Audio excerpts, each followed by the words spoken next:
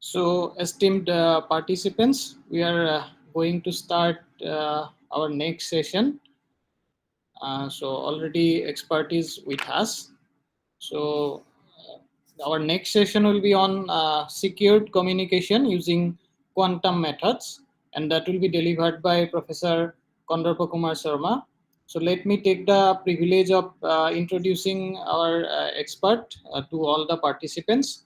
So, Professor Kandarpa Kumar Sarma currently working as a professor and HOD at the Department of Electronics and Communication Engineering, Gauhati University. So he has obtained his MTech and PhD degrees from Indian Institute of Technology, Gauhati, and his areas of interest includes artificial intelligence, deep learning, MIMO systems, mobile communication, soft computing, antenna design, and speech processing. He is a senior member of IEEE and fellow of IET. So he has around 500 international level papers in reputed journals and conferences, and he is currently serving as editors to several international journals. So I request sir to kindly deliver the talk. Thank you, Manas, for the nice words. So let me start the session. I am sharing my slides. Yes, sir.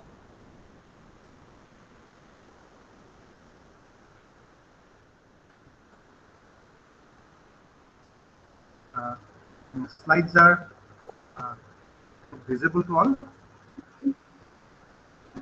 Yes, sir. I think it is visible. And the slides are the second slide is coming.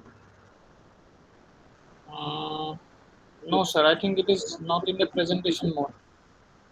Okay. Let me start the presentation mode. Now the second slide is coming. I have gone to the second slide. No, sir. I am just getting the first slide only. Okay. I am shifting to the PDF version. Okay. Yes, sir. Yes. Yes. Shifting to the PDF Now, version. now the third one is coming. Uh-huh. Okay. Anyway. Yes. Okay, sir. Please. Yes. Now, please see if the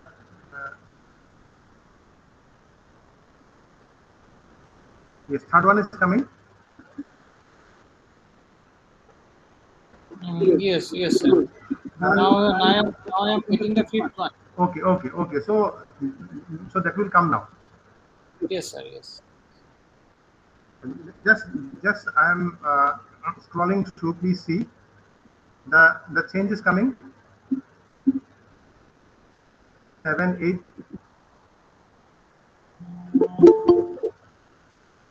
I think it is taking some time. Sir. Okay. So let's shift to the PDF. Yes, sir. So let's shift to the PDF part. Yes, sir.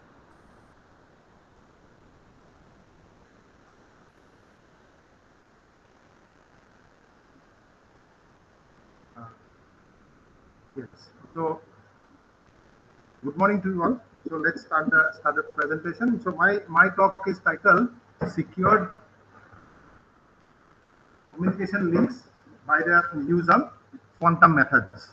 So my plan of presentation I shall be covering like this. I will be first starting with a generic setup, Sir, I think communication setup. it is not in the presentation mode, sir.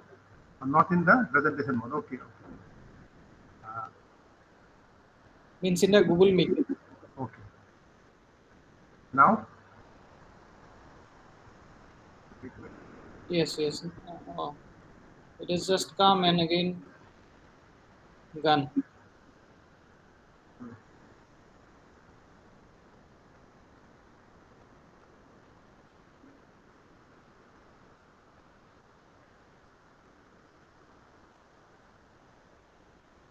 Yes, sir. It is coming. Okay. So I shall be covering my talk in these following points: a generic communication setup first. There will be a security dimension. So we will be referring to it. Then we will be going through the coding and its role in a communication system. Then we will be shifting to the quantum communication and the technology. Then, though Bobita has covered the basics of quantum communication, yet my part 2 also has some part of quantum computation. So from that we will be moving to the quantum communication technology, certain methods of generation of the quantum key. Then we will be just touching quantum cryptography, and then we will be speaking about the milestones of the quantum communication. So now we start with a generic communication system. We are all familiar to this generic communication system. So in this generic communication system, we know there will be a source, there will be a source coder, and there will be a channel coder.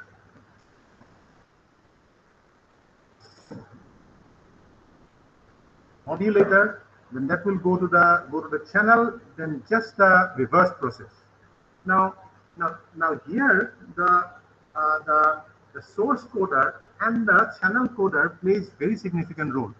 Now the source coder and the channel coder, by the use of the coding or by mixing a few more bits, it gives great reliability there in the communication link. So the whole signal conditioning process, in the whole signal conditioning process, the source coder and the channel coder plays very significant role. There the quantum domain comes in this coding part. Now in the classical communication, we find that a private message can be sent from a sender to a receiver, and that particular private message may be detected by a third party. Now both the sender and the receiver shall have no means to detect if somehow that message was captured by somebody or not, or if a third party tried to capture that particular transmission or not. So in this classical way of doing the communication, we find that we will use reliable broadcast channels to do a transmission. So the privacy between the pairs of the participants might not be guaranteed, though we consider that the channels between the source and the destination will be quite reliable one. So therefore the security consideration is a very significant factor here, because there is no restriction on the number of corrupt participants that may take part. There might be no computational presumptions. So what is the drawback? That any participant can make the protocol dysfunctional. So this is the basic drawback of the conventional communication system. There are classical functionalities like multiple sender detection, receiver notification, and a classical communication process. Therefore, from some time, coding has played a very significant role in the communication process. Coding is made to make the communication process more reliable. Coding requires a few more bits to be combined there as part of the composite transmission block. Coding is used there in the source and there in the channel. Sometimes we use the joint codes also, both joint source and channel codes. And in the coding part, we require a unique key generation that is known to the transmitter and the receiver. And such requirements have driven the developments of systems like code division multi-SS, CDMA, chaotic shifting, and so on and so forth. So this particular block diagram summarizes what I just said, referred to. So we have the source coding, and in that source coding part, we primarily focused on removing the redundancy, that is to use the data compression so as to have very compact representation of the content that we are transmitting. And in the channel coding, we use a specific type of coding, or we use a few more bits to guarantee greater utilization or better use of the channel. So channel capacity is one of the benefits of derived from the coding that we do in the channel. Therefore, if we use the source coding and the channel coding in the transmitter side, we have a corresponding process at the receiver side. So this goes on together in case of a communication system. So we have seen from this block diagram and from the previous discussion that coding is a very significant part both at the source side and in the channel side. Now, since there are several conventional codes, people have tried to generate chaotic codings that are very hard to decode, and that has given rise to the chaotic shift keying. They have used techniques like logistic maps to generate chaotic shift keying, and chaotic shift keying methods are used as part of CDMA technique. So therefore, the key part or the key generation continues to be a very sought after domain of work, because coding in a communication system plays a very significant role. We find that the basis of CDMA, the spread spectrum techniques, too, are also very much dependent on a code generation, or on generating a specific code that is known to the transmitter receiver pairs. So it is some sort of a code sharing through which the use of the spectrum is say maximized. Therefore, we can say that the success of a communication process depends greatly on a secret key generation. So we may have a source A and a destination B sharing a communication link through a secret key. So till the secret key is not recovered or is not fully decoded by a third party Eve, so that X cannot be decoded, or that X cannot be demodulated properly by the third party E. So therefore the key generation plays a very significant role in all forms of communication. So now here comes the quantum communication, because in case of quantum communication, a very significant factor is linked. Now, in the previously discussed classical communication, there is no way to know if somebody has tried to recover this secret key. But in case of quantum communication, when somebody tries to recover the secret key, that third party must deal with, manipulate with the quantum state that is linked with the quantum communication. So if somebody tries to deal with that quantum state, that particular try shall be recorded, and we should remember that a quantum state should never be destroyed. So if somebody sends something from a source A to source B in quantum form, the key shall be also in the quantum form.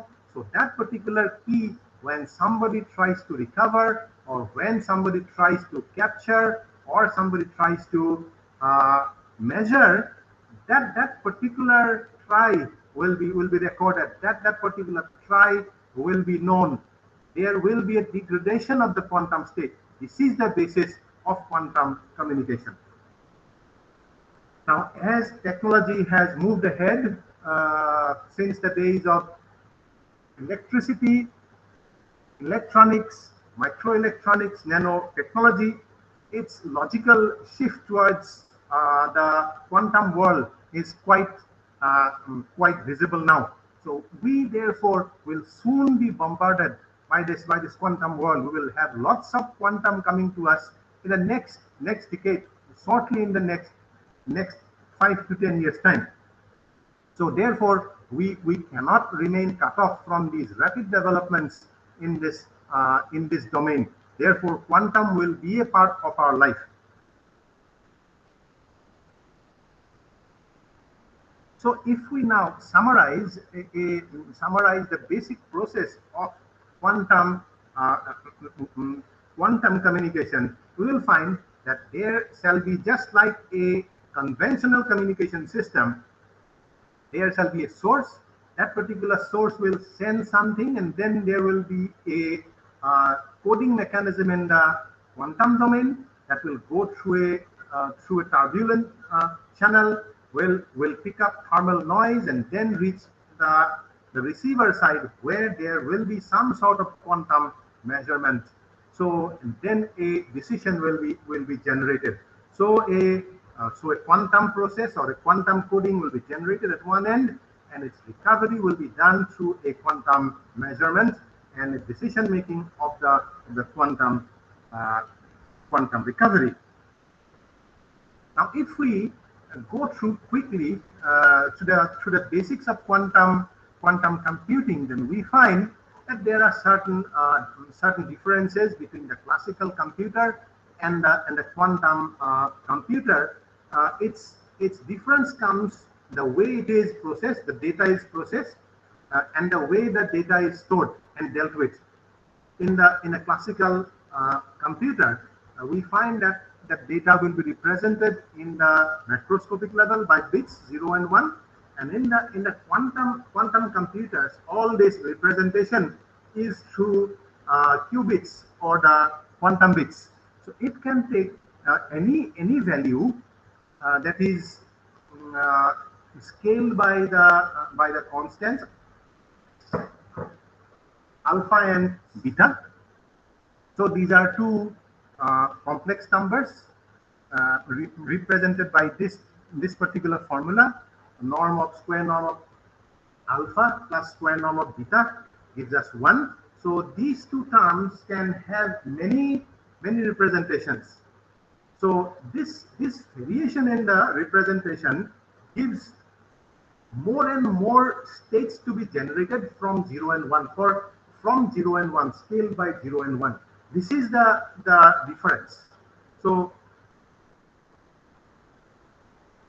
this is the difference. So between so in the first case we had 0 and 1, but we have now many states of representation. So this can be in the 3D representation, this can be in the 2D representation. So there are multiple dimensions of the 0 and 1 bit representation. So many state representations are possible by the qubits.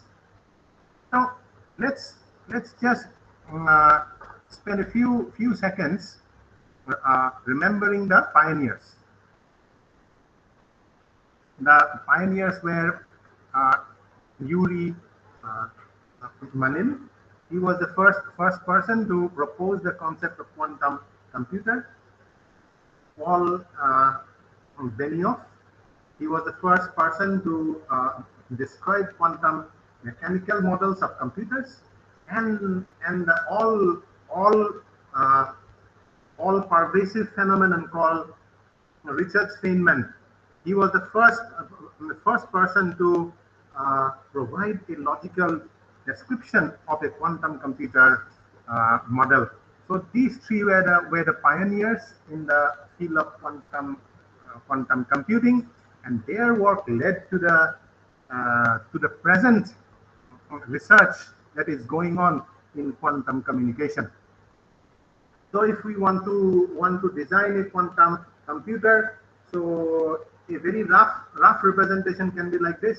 and we can call the quantum computer to be a special purpose computer that relies on a special memory and qubits to perform massively parallel computing. So this is the strength, massively parallel computing.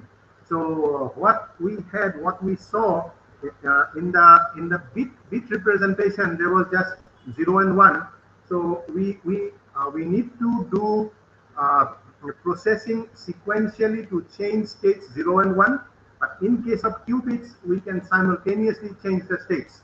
So in case of qubits, there will be simultaneous processing, massively parallel computation going on by default. So by default, there is parallel computing supported by the quantum computers, for which there is a huge scale up of capability.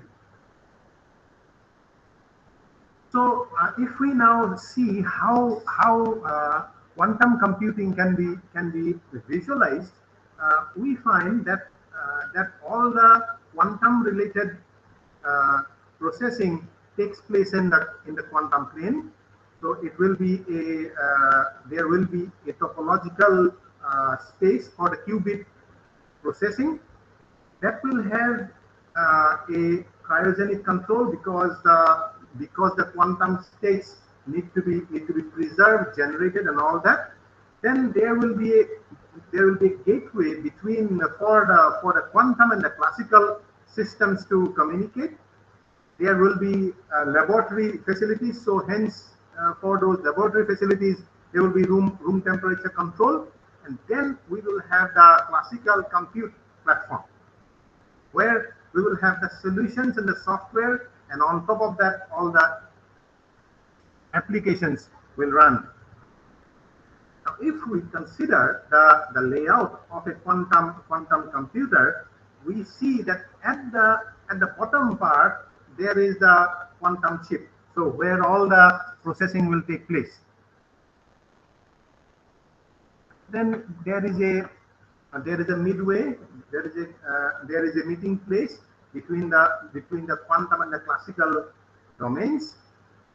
Then the quantum, all the codes that will come will be processed by the compiler. So between these blocks of QEX and QEC and the compiler, this will be all in the quantum domain. Now these are mainly in the material side, material domain. So this will be represented by some surface codes, color codes, and beacon store codes, special codes that will be linked with the quantum computing process. Then on top of that, there will be computing paradigms and the languages, and on top of that will be the quantum algorithm.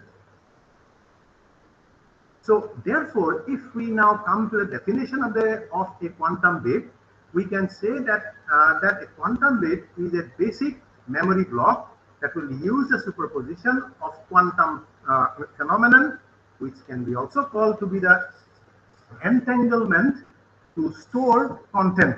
So we find that it will use superposition of quantum phenomenon.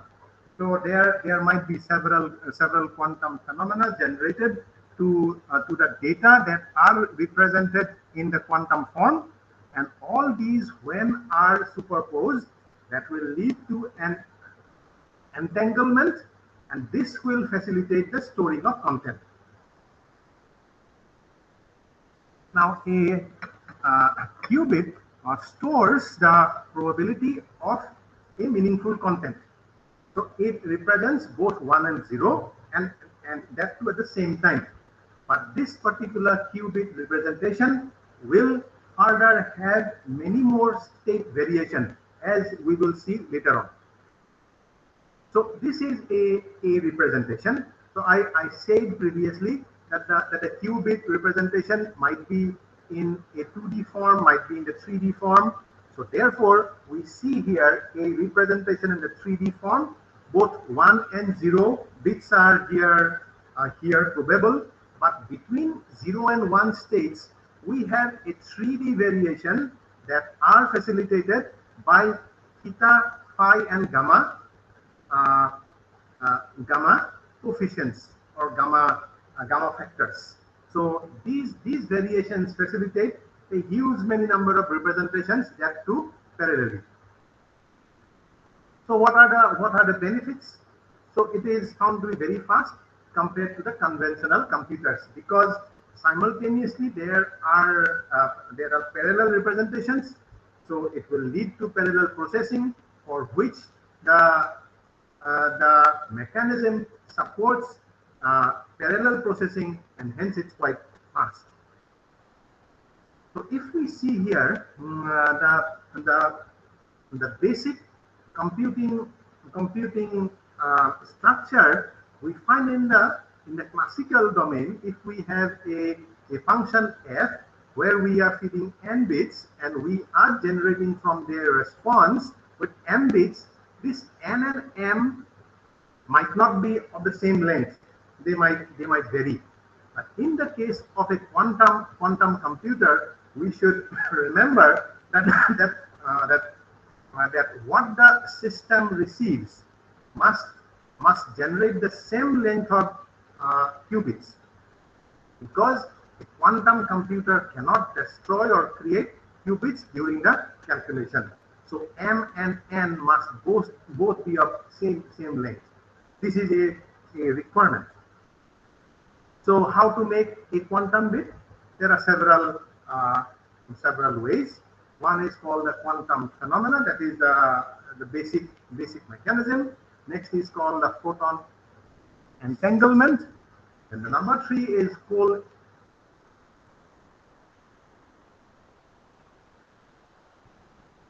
atom. And the last one is the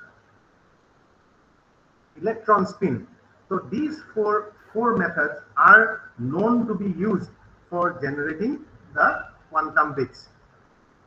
Now this is one of the pioneering works reported in 2017 in Nature that claimed for the first time that quantum computers are ready to leap out of the lab. So till that point of time, it was reported that that quantum computers are ready to come out of the lab. Now it has gone further. So by 2017, quantum computing has reached a very matured state, so that it can come out of lab and become relevant to the common man. Now while this particular paper claimed that quantum computing is ready to come out of labs, there are reports of systems which can generate quantum bits, qubits. So there are several known and reliable and commercial methods for generation of quantum bits. These are called, one of them called the superconducting loops, that can be also used for generating quantum bits. Then a trapped ion method for generation of the quantum bits. Then there is a known method of silicon quantum dots, quite known in the research domain. Then there is topological qubits that are also used for generation of the quantum bits. Then there are diamond vacancies that are used for generating the quantum bits too. Now this D wave is a Canadian company, a conglomerate company that specializes in generation of the quantum bits, of the tools for quantum bits. And this particular company supports quite significant research here in this quantum computing domain. Now, if we want to see the levels or the dimensions of the or the factors linked with the quantum computers, while we try for physical realization, we need to remember that the dimensions are very small. For the nuclear spin case, we find that it will be in the range of 10 to the power -2 to 10 to the power 8. While we try for the electron based on the GAAS, that will be in the 10 to the power -10 seconds duration, its lifetime. Then, but we see that the microwave cavity has a 10-second time link. So this figure or this table shows us clearly that physical realization of quantum computers must consider the very small or the nanoscale time factor linked with generation of quantum dots, quantum bits, and the processing time therefore shall also run in that particular level or in that particular scale. So what are the components that are linked with the quantum computers? One will be the quantum gates, and the second one will be quantum circuits. So components of the quantum computers are required to manipulate the state of the quantum bits. Then in our previous lecture, there was reference to the quantum gates, a matrix type of representation for manipulating the response of the quantum gates. So these therefore form a part of the quantum computing process. So here is one such depiction of how a quantum gate will look like. This is a product of the D-Wave company, Canada. So just as Bobita referred to it, so a single qubit gate might look like this. So you have 0 and 1 bit representation. Its complement shall be 1 and 0, but by scale, by this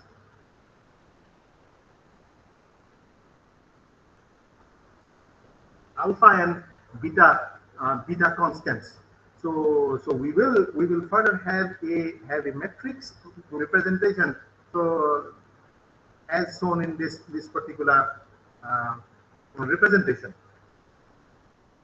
If we now see multiple qubits, we can find that these are these can be compared to the classical gates, but in case of the qubits, some sort of a transformation as shown in this right side is required, because there shall be qubit representations. So you have this UCN where that is a matrix with values of 100, 010, 0001, and 0010 generated by this control NOT gate.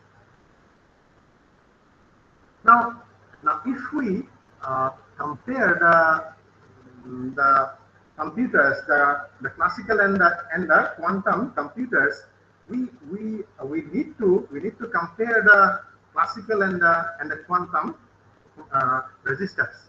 So in case of a classical resistor, if we have a certain fixed bit size, we can store that particular fixed size bit string. So n qubit quantum resistor can store at a given point of time a superposition of all to the power n bit strings. So this is the difference. So the qubit quantum resistor at a given point of time can store all the or can have the superposition of all the combinations that can be generated by to the power n bit strings. So this gives a huge lift in the capability, storage capability. This gives a huge lift in the processing capability.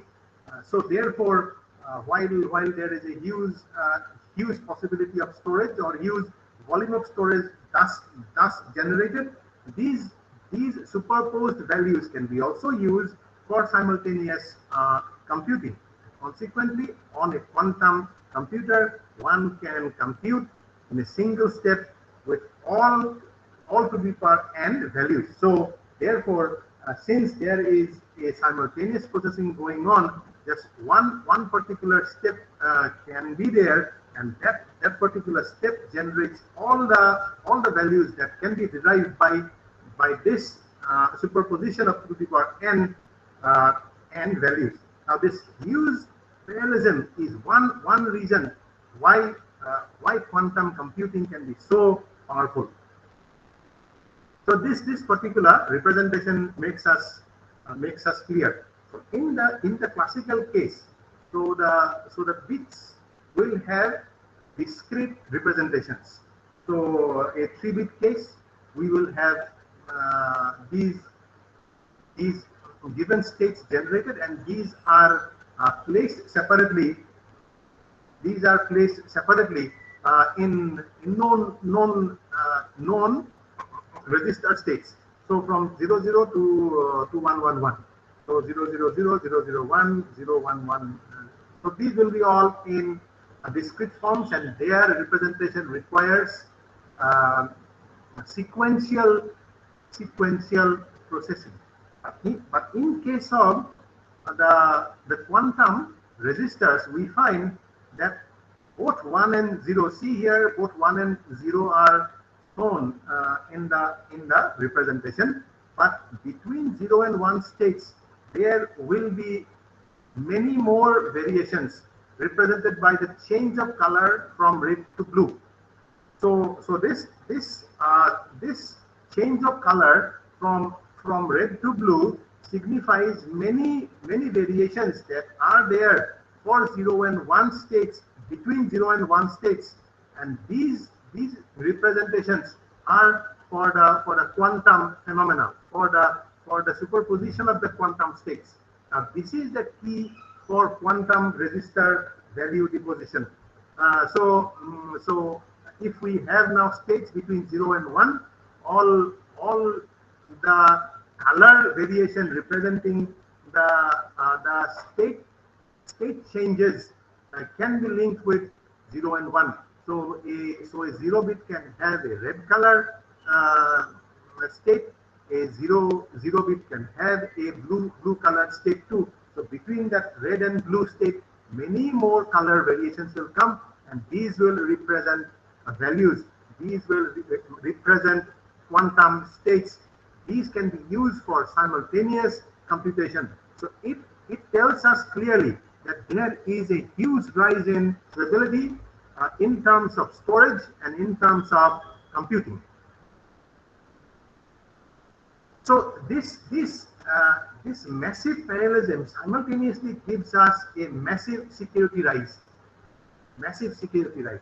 So this massive security rise means so when we try to measure something in the quantum state. So I had shown one slide previously there that when somebody transmits something from A to B, so if that is in the quantum state, and a quantum key codes the content. Now, if somebody in between the A and B, or the transmitter and the receiver tries to capture the content, that third party needs to do measurements of the quantum states, because quantum state recovery is linked to the quantum measurement. So if there is if somebody tries to do quantum measurement for recovery, then quantum state collapses to classical state. So this will tell us that there is a third party that is trying to breach security. So this is a massive rise in the security capability due to the use of quantum technology. So where the quantum measurement is being done, that can be also localized, that can be also known. And if somebody is trying to recover content in that quantum mode, we will know it. This is not possible in the classical way. So more measurements provide better probability of correct recovery of data. That requires massive computation power. So if you try more and more to recover the content from the quantum state, you can do, your probability will go up with more number of measurements, but that will require massive computation power. So therefore, while we try to recover something from the quantum gates or in the quantum state, that we can do and can be shown in terms of the classical gates, as shown in this particular diagram. So here we can have the classical gates or the quantum circuits or the qubit circuits configured by the use of the classical gates, but say for recovery of the quantum states, we need to do the quantum measurements. So therefore, these are the probes through which quantum state measurements are done. So through these measurements, the decision regarding the content is made. So our classical gates, logical gates, those are linked with the qubits, but there should be some translation. There should be some scaling from the classical to the quantum domain. And in the quantum domain, the recovery of the content is linked with the quantum probing measurement. So a more detailed or a more generalized and a popular circuit of the quantum domain that shows many many probabilities, many ways of representing data being fed and data recovered. So a quantum circuit, how it works in the practical field looks like this. We can start it with the UV pulses. So how the qubits are brought into the framework. So there will be many reflectors. There will be many more filters, and those filters and reflectors will generate phase variations of the UV pulses. And while it goes through the process, the phase will be calculated. Phase will be measured.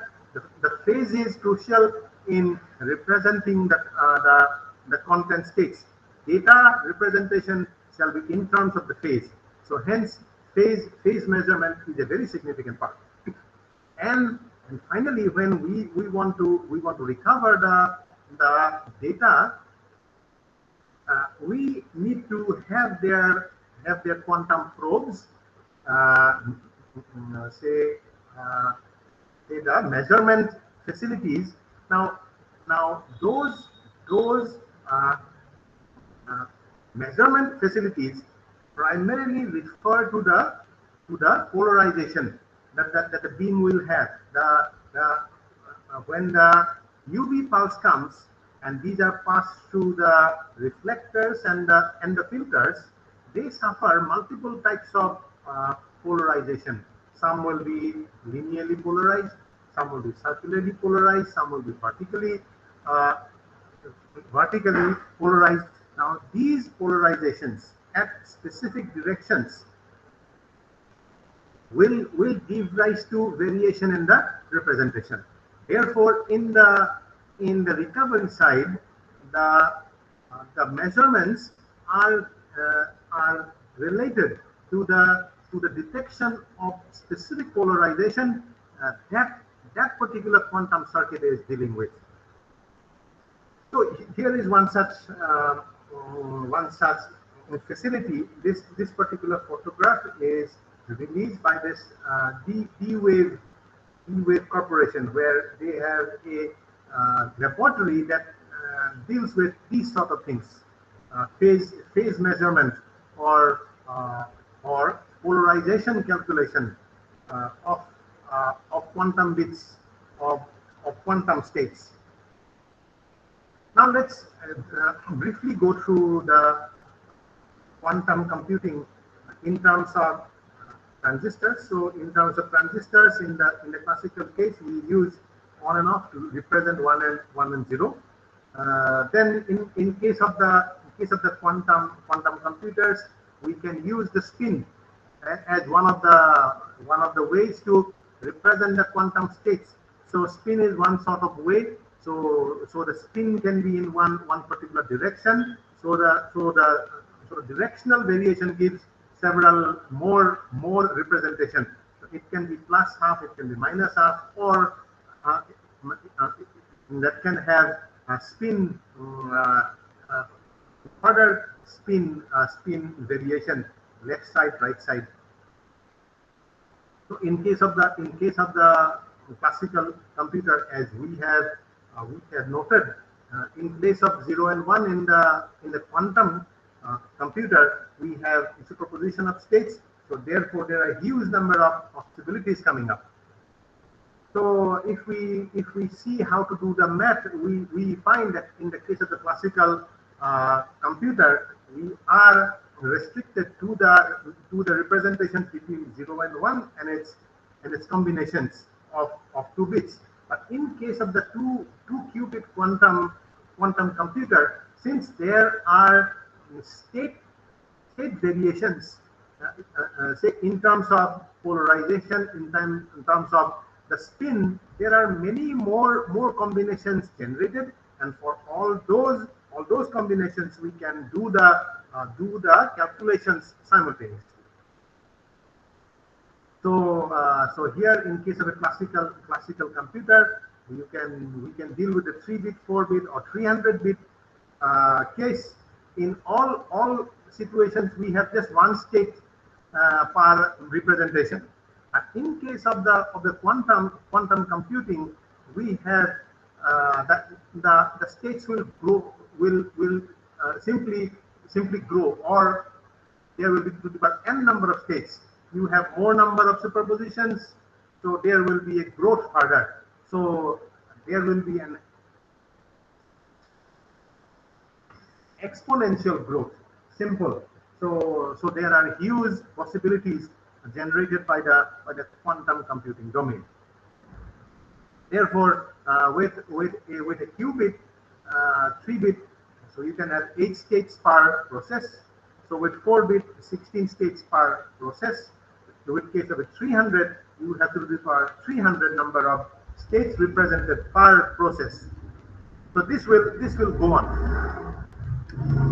So now, since we are now familiar with the quantum computing, so we need to also remember that for doing the computer programs, or for making the computers work in the quantum domain, there are quantum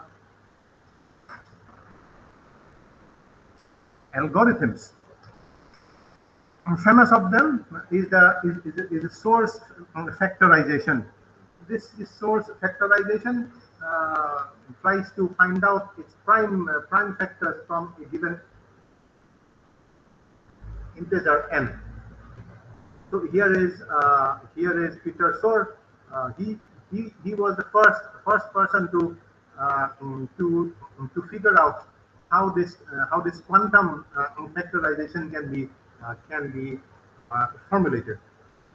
So source factorization requires huge amount of quantum gates. So as it will rise with n as log n to the power 3, thus factoring of a 4096-bit number requires you see these many number of quantum gates. 1, 2, 3, 4, 5, 6, 7, 8, 9. So more than 4,947 billion quantum gates. So the requirement grows up as log n to the power 3. So this is the challenge linked with the factorization done in the quantum domain. So let's see a few known cases of quantum computers. One is the IBM 5 qubit D-Wave 2. So these are the photographs.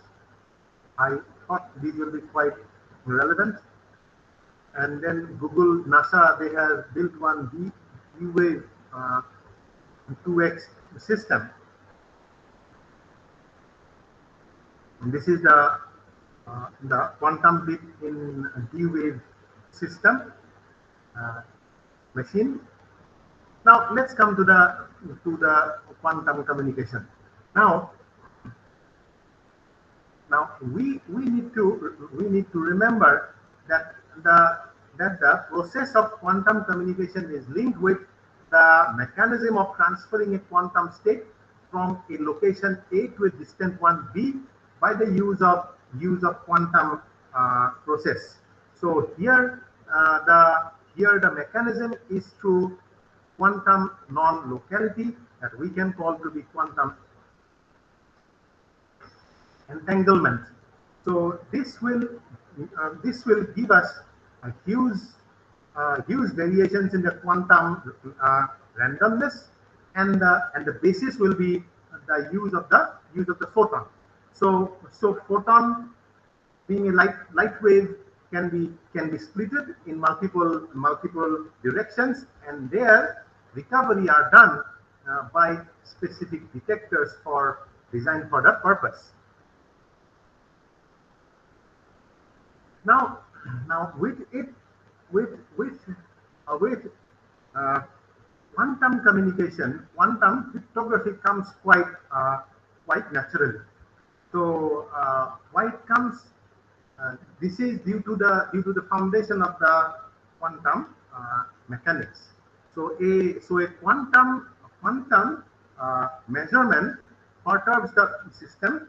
So if we do a quantum measurement, as I have said it beforehand, that will bring in some amount of limitation.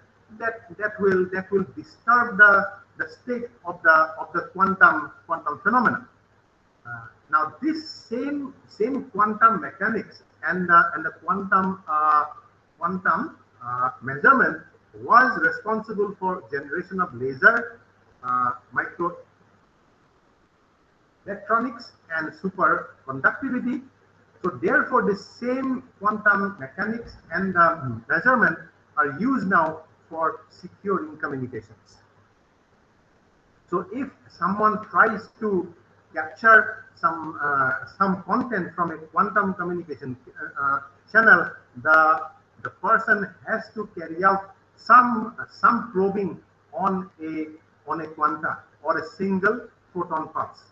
But quantum mechanics tells us that each measurement perturbs the quantum system.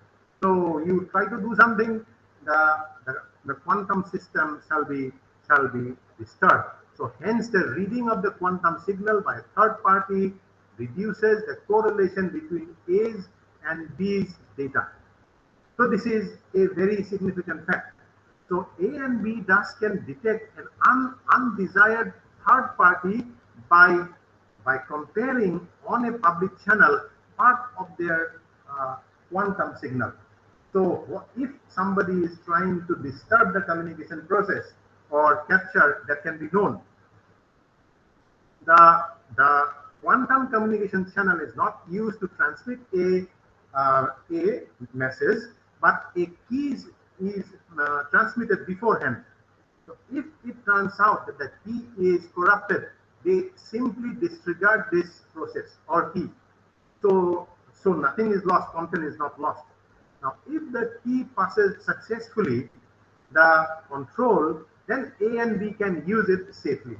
So if the key subsequently generated goes through by not being perturbed, then A and B can use that particular key successfully. Confidentiality of the key is checked before the message is sent. This is the basis. Therefore, we can say that the safety of quantum cryptography is based on the root of quantum physics.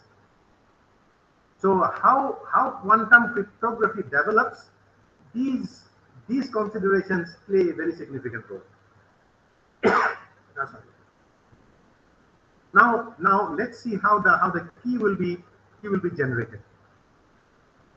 Now the generation of the key is linked very crucially with the polarizers. So there can be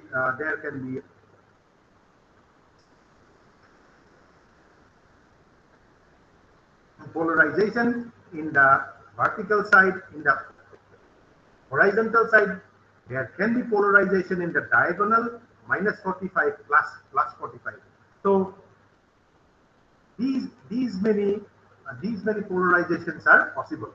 So these many polarizations can be done singularly. These many polarizations can be done in combination. So with the polarizations, there at the receiver side there will be recovery filters. So if somebody is transmitting something, so 110 like that. So for that there will be some base functions. So the base functions will come from the polarizations used. So these particular base functions or the bases coming out due to the polarization, reflection, or the polarization filters are together combined in say such a manner that a key is required for its successful generation. So that particular key will be transmitted first, and the system at A and B will be continuously be concerned to record if there is any form of perturbation due to a third party trying to recover the content. Now, if the key suffers some quantum deficiency, or if there is a fault in the quantum state, that will mean that there is some level of perturbation going on, or somebody has tried to collect the quantum states. Some sort of measurement is there, or is done by third party. So the key, that particular key will be straightforward discarded, and a new key will be generated. Now that particular key transmission will be continued till that key will reach the destination safely by not being perturbed by a third party. And if this is taking place, then the content transmission shall be done. Now, how to generate these these photon, or these quantum states? One very rudimentary but popular method is with the single photon generation, where people have used successfully a attenuated laser pulse to represent quantum states. These are simple, quite reliable, and this is found to be today's best solution. So this has been proven to be quite reliable with number of photons per pulse. So if we have zero number of photons per pulse, or one number of photon, or two number of photons, 3-4 number of photons per pulse, what shall be the probability of the Poissonian distribution this particular slide shows. So it means that it sustains or maintains the quantum state quite reliably. Then let's see how the polarization of the photons are done. So nowadays, the current state of technology still considers the the photon polarization to be the key method for generation of the quantum key. So photon, or the light quantum, is a particle composing light and related forms of the EM wave. So so we can find that if we can link binary values with the polarization states of the photon, that leads to generation of a reliable key. So this is the preferred method of uh, of quantum key generation. And quantum key generation plays a very significant role, not only in quantum communication, but in quantum cryptography. So how we can or let's see how polarization of photons are done, or how that can be visualized. So if we find if the electric field vector to be parallel to a fixed line, then we have a linear polarization. So there is the case. So if we say that the electric field vector is in the y or in the z direction, and if they are running parallel to that plane, say y, x, or z, then we can say that this is linear polarization generated. Similarly, we can have polarizations at 0 degree, 90 degree, rectilinearly, or diagonally at 45 degrees, plus 45 degrees, minus 45 degrees. So here we see that there are polarizers or filters which can give specific directions to the photons. So while the photons go to the filters, they are polarized in specific directions. So the field variation takes place in specific directions. So one wave, as in A and B, we find here that vertically or horizontally polarized photons are generated from the polarizers. So these will act as filters also to generate specific behaviors from the photons. Similarly, in C and D, we find that these are rectilinearly polarized at 45 degree or 135 degrees.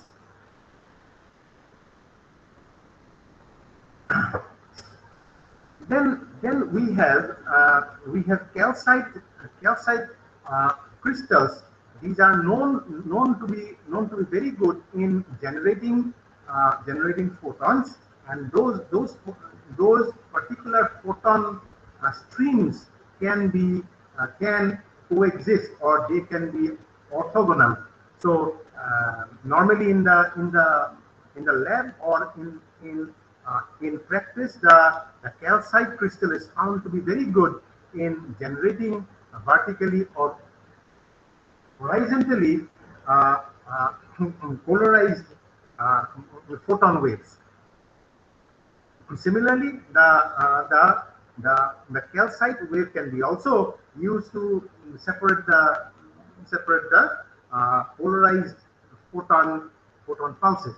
So these generation, separation, coexisting, or recovery of the photons in different polarized state play very significant role in generating the quantum key.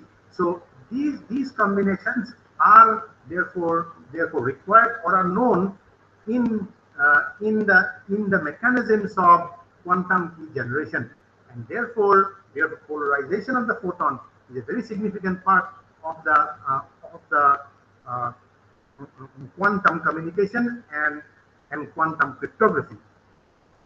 So Now, now, since we are familiar with the with the quantum polarization, or the polarization done to the photon, these polarization can be the basis of some sort of coding, or some sort of quantum coding generated for doing the quantum communication. So here is one such depiction. So we can use here a laser light, and then give it some specific polarization. That particular polarization, that particular polarization,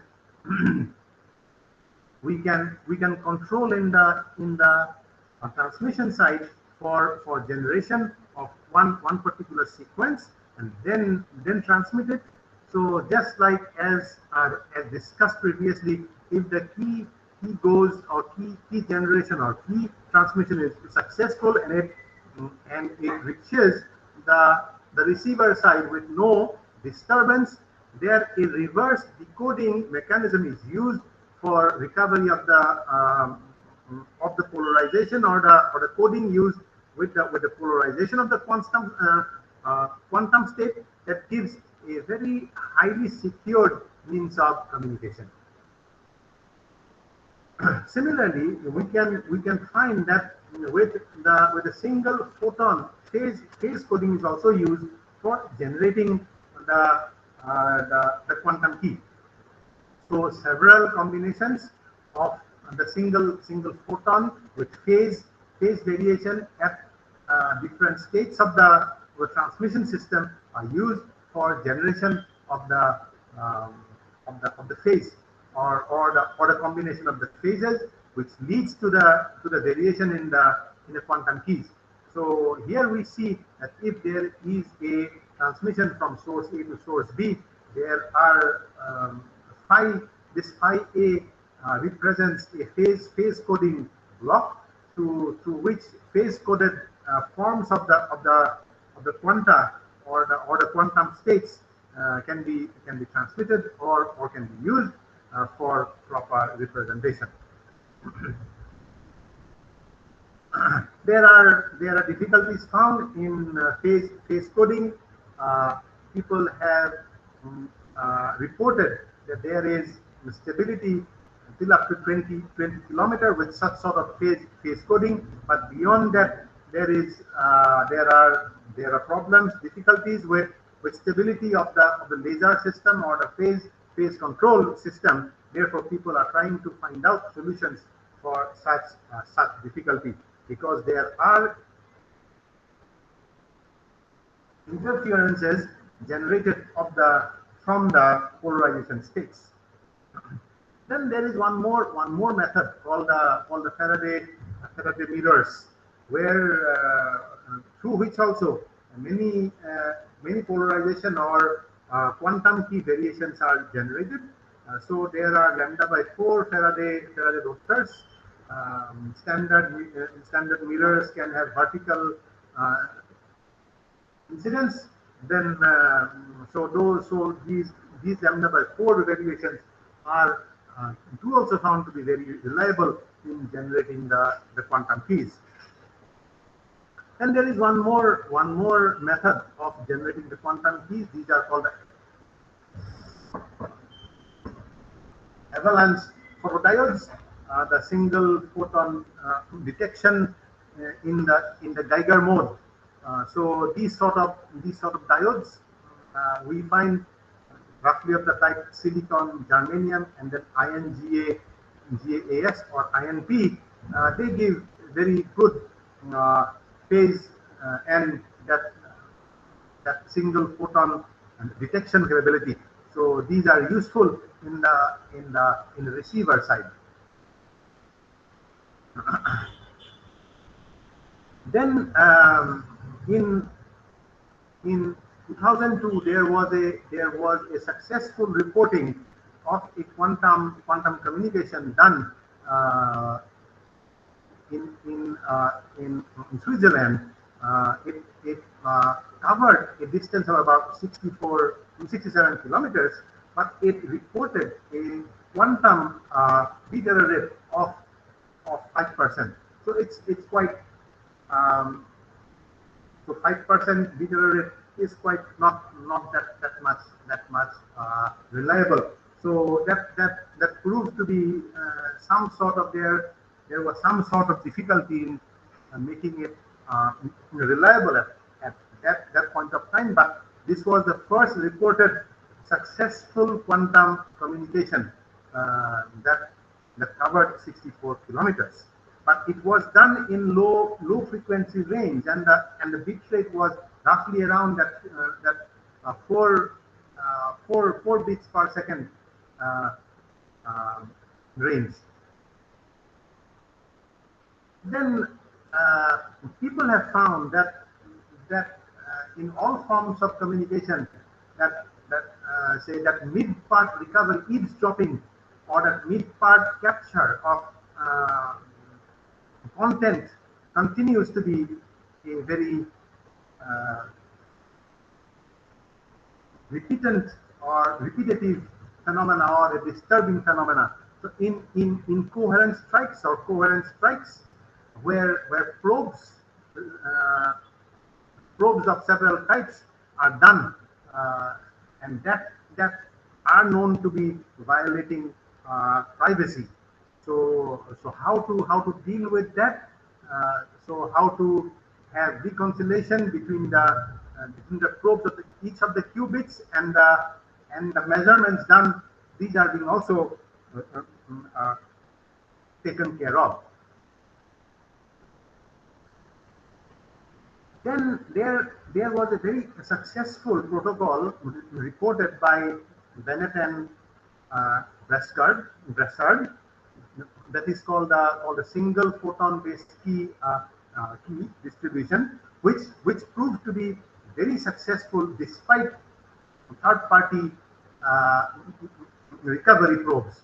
So this is a very reliable single key distribution. It's unconditional, secure in principle.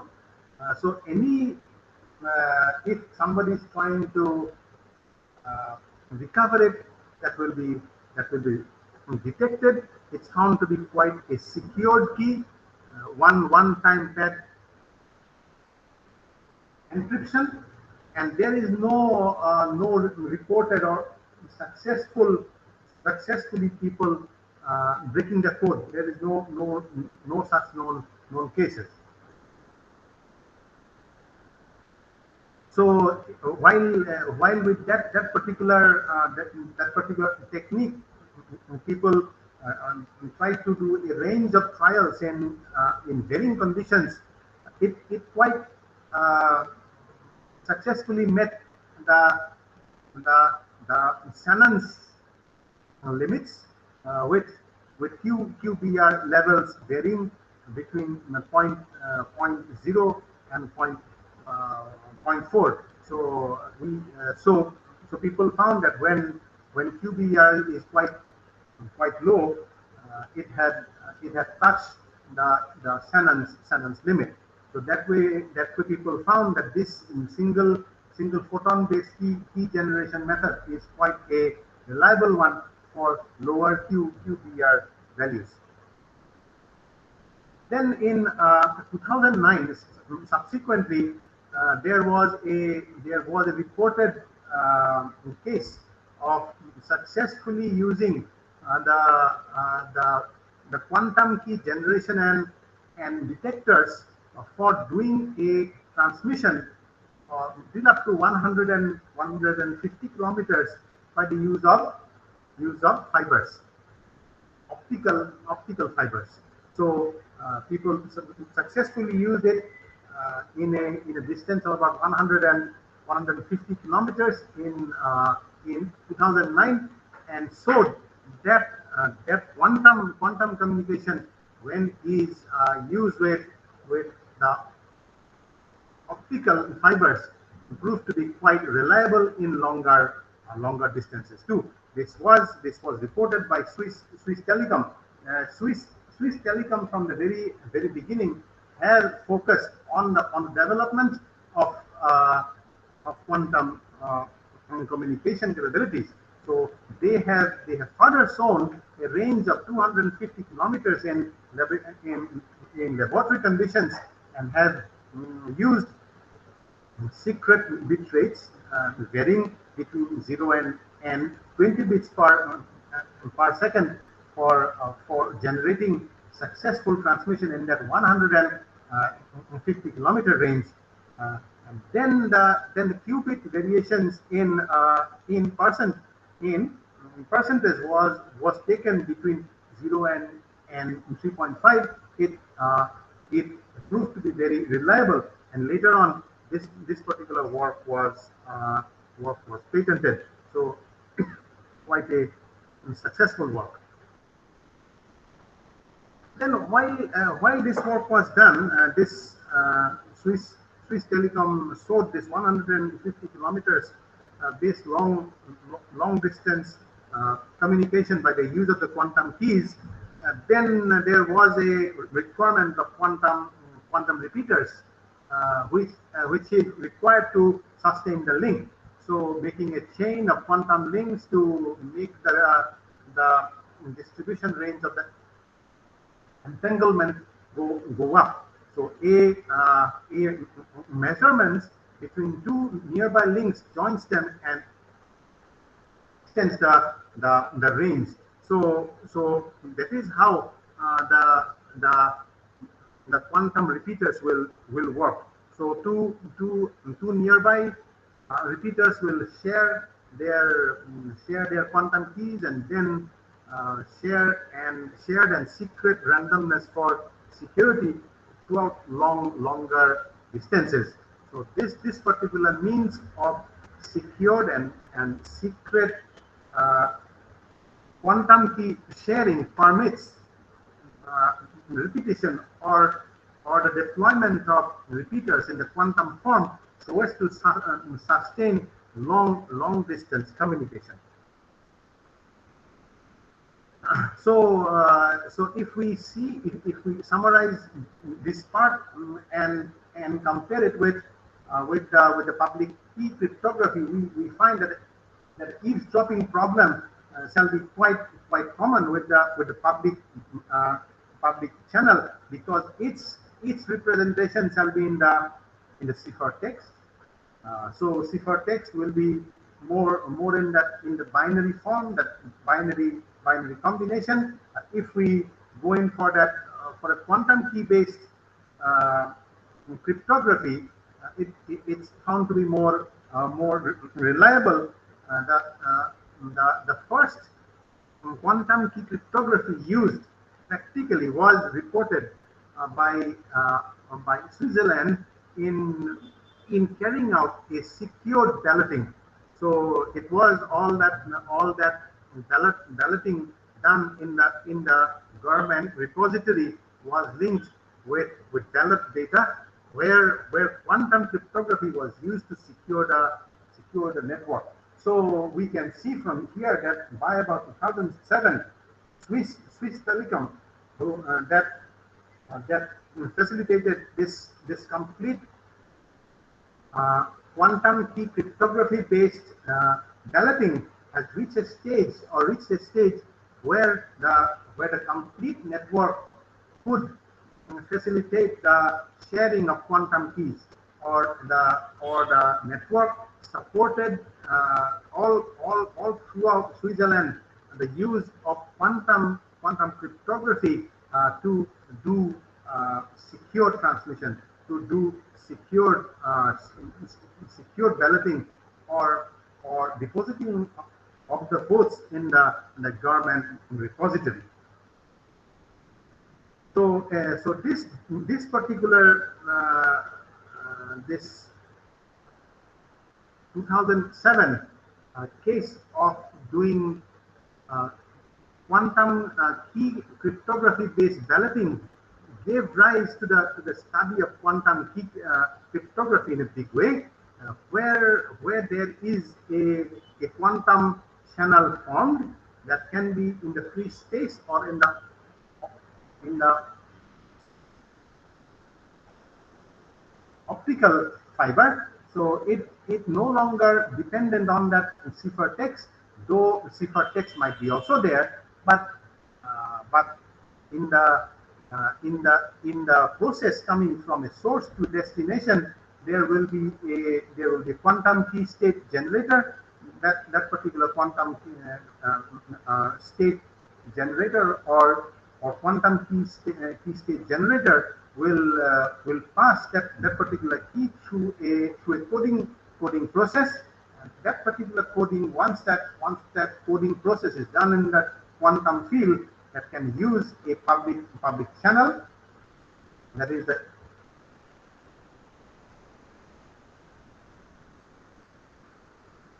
internet, to do the transmission, so that it will reach the destination. There will be a decryption, and for doing that decryption, a quantum state generator will share that particular quantum channel and that quantum key through which the decryption will done, and that will lead to the generation of the text form of the received content, that will be held as the trusted both in the government repository. That was the mechanism used by Swiss Telecom in carrying out the 2007 cryptography-based balloting, secure balloting. So let's see the future prospects. The future prospects seems to be bright, and more work are being done. That people are speaking about quantum constellation, fiber quantum communication facilities leading to the quantum internet. So this is the next generation coming up. So here quantum constellation means constellation of quantum satellites. Then fiber-based network where quantum communication facilities are to be deployed. So with these, the networking will be quite secured. Then we can use the web services through the internet. Its backbone content shall be secured by the quantum considerations. Quantum key generation, quantum communication shall be the cornerstone. So more and more secured forms of web searching, taking web-based services are coming with the use of the quantum constellation or the quantum satellites. So this is one of the highly preferred prospects, or highly desired future prospects of this quantum communication. So, in the quantum internet, here two people can communicate based on quantum repeater technologies that will permit them to share their entanglement. This shared resource would then permit them to communicate securely. So the photon key sharing shall be, say again, the basis of doing secured communication through the quantum internet. Now, for its success, we need to have the quantum memories. So we need to grow more and more very high quality crystals, cut them, polish them to a proper state, so that we can have quantum storages coming up. So we can have solid state quantum memories being built shortly that will have one centimeter type length. So quite reliable, completely based on crystals. These will have the quantum entanglements stored in them in very reliable form. So the entanglements shall be key for quite reliable and compact representation of the photon sources. So these particular quantum memories will have probes, measurement probes, so that the detection of single photons will be quite reliably done. So it will be quite capable of successfully detecting single photon based quantum key sharing.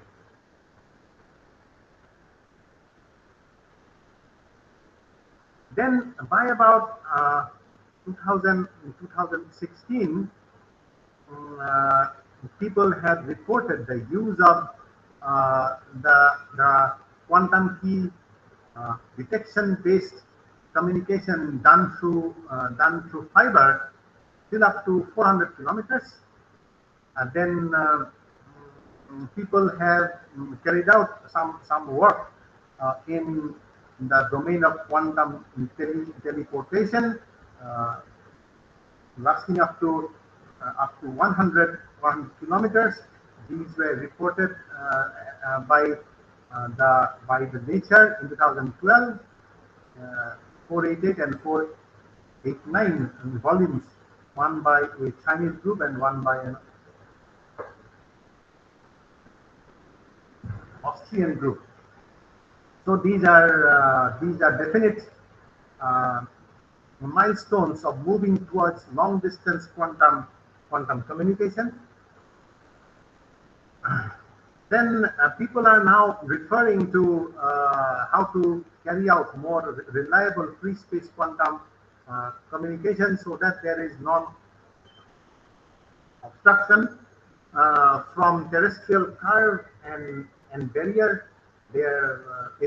It should not be suffering from the thickness of the atmosphere, roughly up to 10 kilometers, and it should not be suffering due to the due to the decoherence here in the space. So these are some of the challenges that people are trying to solve, so that free space quantum communication can become a reality. Since free space quantum communication is one of the fundamental challenges with which this quantum world is growing slowly. More and more developments in the quantum computing takes place. More and more developments in the quantum communication field will take place. So these are some challenges with which people are dealing with. More and more more facilities, more reliable technology development for free space quantum communication. Then there are reported work of ground tests for satellite quantum communication. Test facilities are created or are working well, so as to test the feasibility of quantum communication via a high loss satellite to ground channels. So we know that satellite to ground stations suffer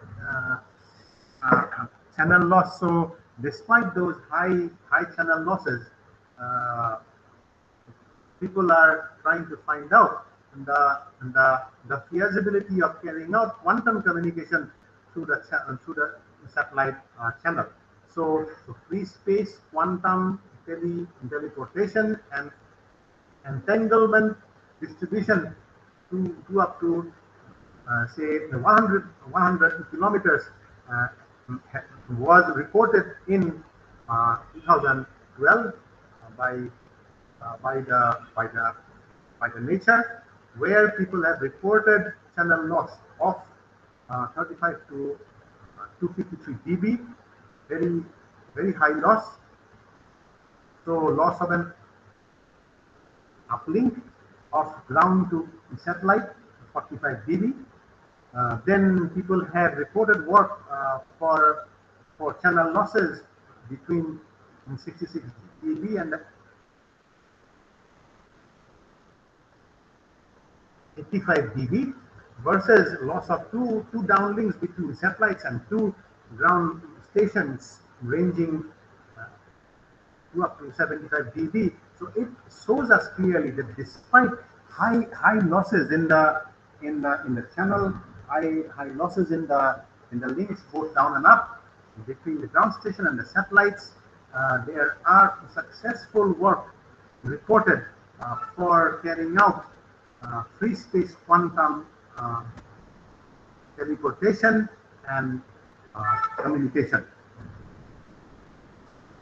Then a big successful story was reported by China in 2016, when a quantum science satellite Theseus was launched.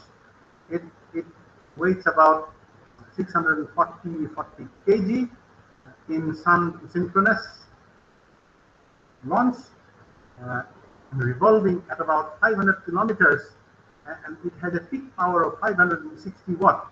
This is known to be facilitating quantum satellite communication. The first uh, quantum science satellite is meant for doing or for carrying out research for developing capability of quantum uh, satellite communication. So, at that time, China further claimed that they have developed a network for supporting this particular satellite, through which reliable communication is going on between the ground stations. So this is the first reported case, successful reported case of use of a satellite for doing quantum communication through the normal satellite channels, where the links between the ground station and the satellites have higher channel loss. So this group that is working with Messias has three specific uh, missions. This is the quantum key distribution between the satellite and the ground station. The key rates of one kbps to start with. That has gone up to about 400 kbps. Then 20 times magnitude greater fiber channel at 1200 kilometers. This was reported in Nature in 2017. Then quantum entanglement distribution from satellite, test of the quantum non-locality following the given norms was carried out as reported in Science 2017, and quantum teleportation between ground and satellites as reported in Nature of 2017 was done between Nagari, very near to our borders in Tibet, and Linjiang, Galinga, and Beijing. So they are trying to create this quantum communication link by the help of the satellites. So this Chinese work is quite path-breaking, because they have shown how quantum links can be used with the satellites. Then finally there are reports of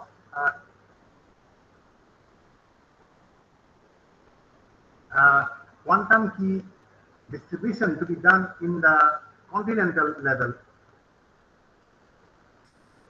intercontinental scale. So one such work was reported by Liao et al. So here they have used the satellite as a trusted relay. So a link was there between Beijing and Vienna. So the quantum key distribution was done through the satellites, and the link proved to be very reliable. Then there are multiple works by several countries going on in this particular respect.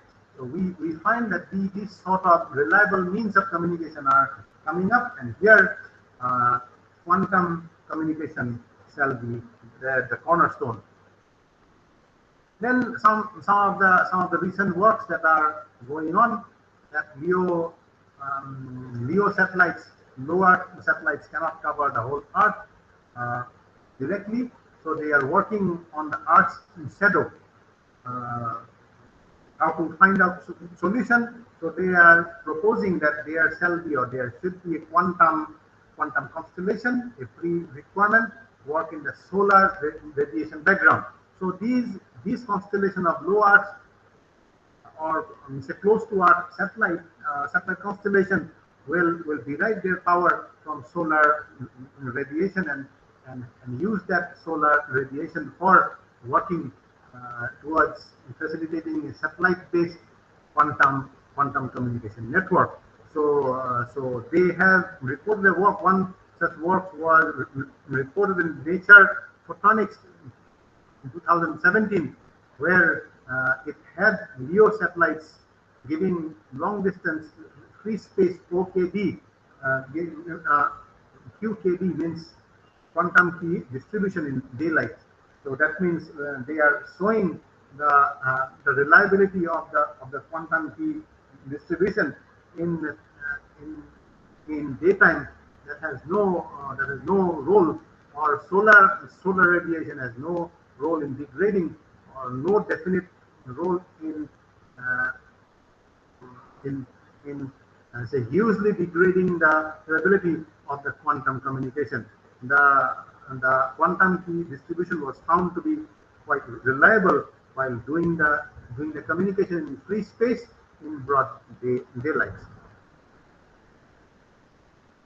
Then in the near future, people are speaking about very precise clocks, optical clocks for space-based use. So there will be negligible magnetic and gravitational noise. Um, this will be very much beneficial for satellites, precisely detecting gravitational redshift at different heights while they are going through that periodic movement. So detecting gravitational wave signal with lower frequency, uh, till up to zero point 0.1 hertz, revealing more kinds of astronomical phenomena. So this is being done, and more work in these sites are being done to make our present day systems reliable. So here quantum key distribution and quantum communication are playing very significant role. Then again, China, they are reporting the design of quantum radar. So we know that the radar is a system which will be transmitting a signal from a source to a target, and from there a wave will be coming back. And then at the receiver side, there will be some amount of signal processing done, so that the the details of the target can be uh, calculated or determined or recovered. Now the quantum radar works by replacing the electromagnetic wave with a photon pulse. They will be launching photon pulse. Uh, so that particular photon pulse will use that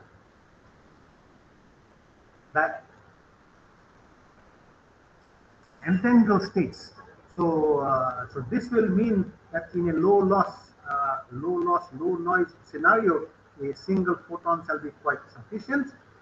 Mm, um, and the quantum radars can collect more content by the use of less photons. So it will be quite sensitive. China is claiming further that they have used these quantum radars to detect uh, stealth platforms. So they are considering to use it for detection of stealth vehicles. So these are quite spectacular developments. So here we can come to a conclusion. Quantum communication and quantum cryptography is the next best thing that will be taking place. Both of these two, quantum communication and cryptography, will make our link reliability and security go up considerably. Then the challenge is to develop the technology. Then quantum teleportation is a possibility in the distant future. So these are some of the things that we will come across in the near future. So before that, I would like to I would like to request our participants to raise a few questions. That will be great. I shall be quite pleased to reply. So I now request our spectators to raise one or two quick questions. Good afternoon, sir. Yes. Now, in your slide number 78, please go to the slide number 78. Yes, I have some query. 78.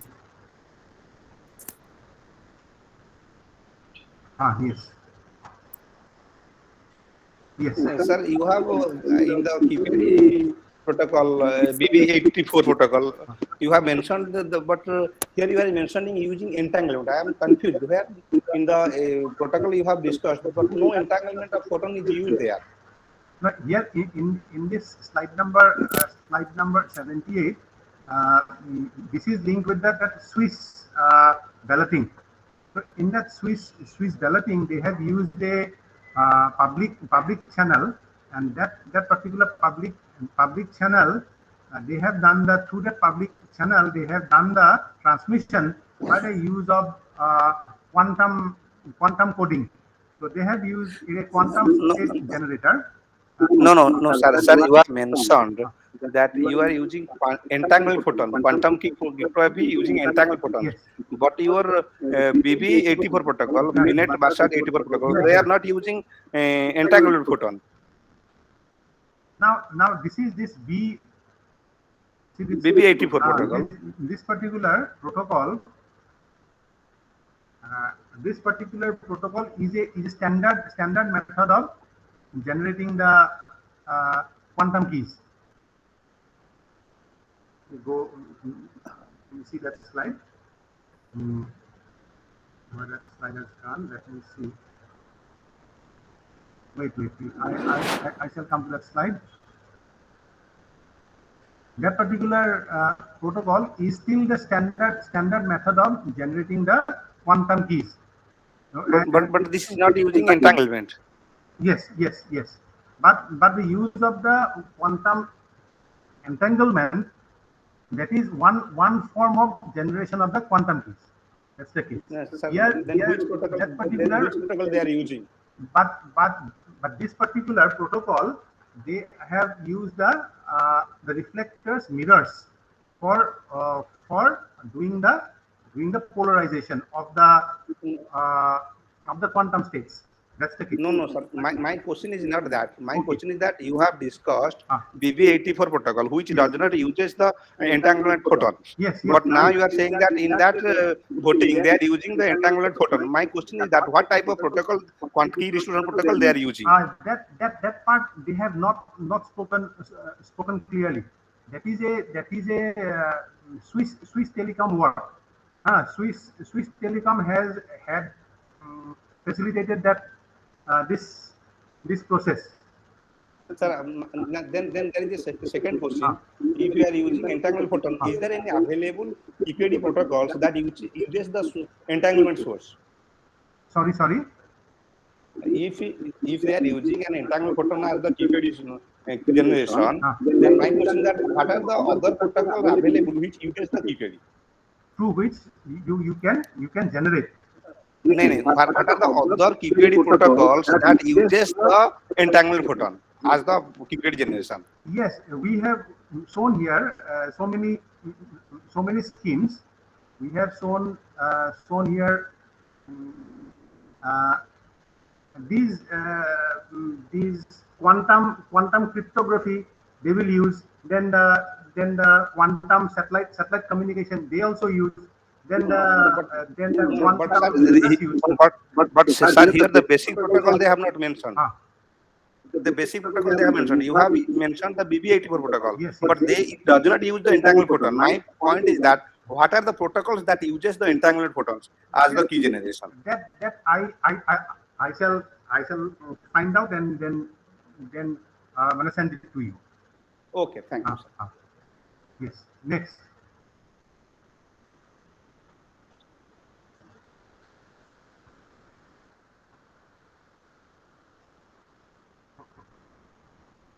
So I request the participants to raise some query, and they can type in the chat box also.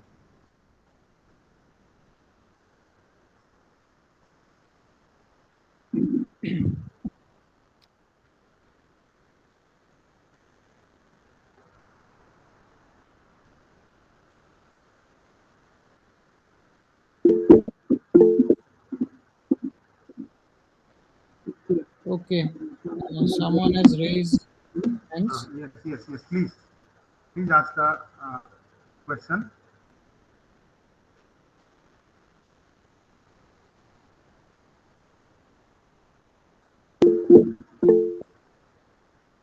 Okay, Munmun Chakraborty has raised hand.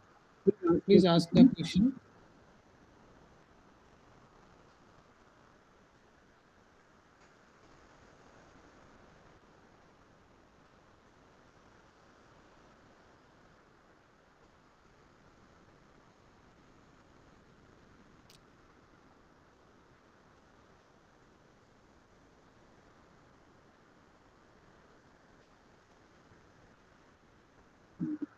There may be some.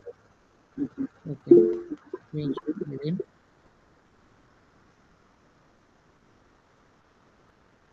Okay, Munmun Chakraborty, you have raised hand, so you can please ask the question.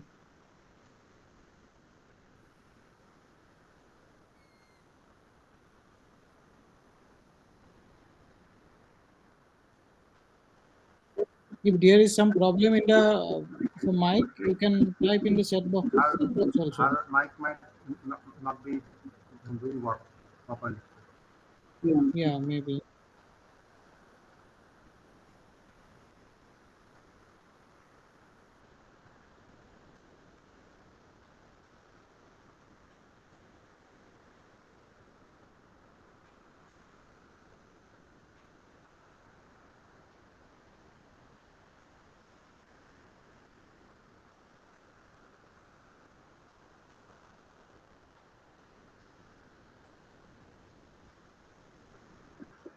Okay, so uh, if there is no further query, then we have to stop the session. Okay. You. Yes. Now one Some, more. Uh, Sir, I have another question. Sorry, yes. what are the different eavesdropper attack to BB84 protocol? What? What are the different eavesdropper attack to BB84 protocol? I have showed that. I have showed these things. One is a passive attack. One is a active attack. That was referred.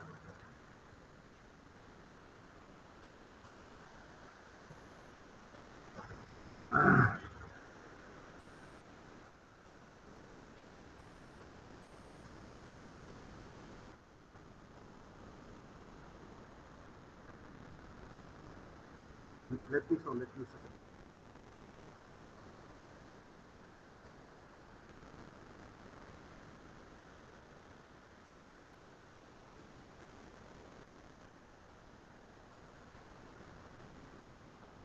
Here, these are the two attacks, coherent attacks and the incoherent attacks.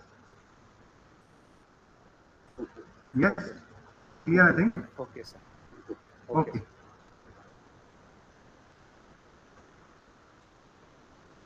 So, someone else?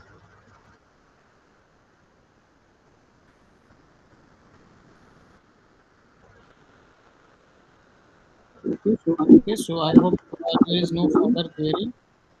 So I thank sir for a nice deliberations and for a nice session. So we are thankful. Yes, thank you. So we are ending the session. Okay, thank you to all.